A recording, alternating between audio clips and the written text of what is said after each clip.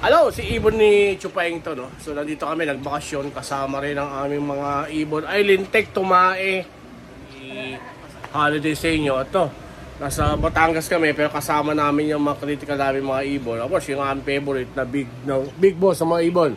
Hello, Nick. Say to your subscriber and fans, hello. At kasama namin itong isang medyo developed na handpid to eh. So, ito yung mga sinasabi namin, na-vlog ko na, no? Na na-survive ko from heat stroke. So, malaki na sila, ayan, no? So, maybe in the next 1 to 2 weeks, nasa winning stage sila. Actually, dala namin ang 6 na ibon, actually. So, 5 yung ano. Oo, kami ingay. Ako nagbablog, hindi ikaw. Sabi mo sa kanila, I love you. Sabi mo. Teka lang, ang gulo nyo naman. Ayan.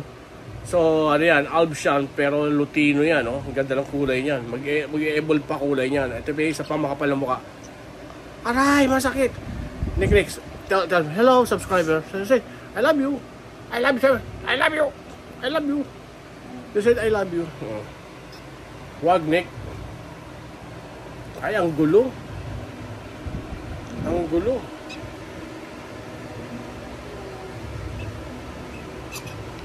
Mag-aaway. Uwiin tayo bukas. Sige ah.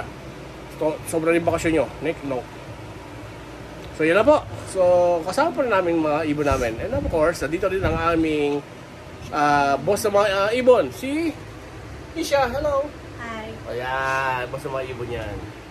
Opo. So, don't forget to subscribe, like, and share po. At ingat po sa pag-uwi kung kayo sa bakasyon.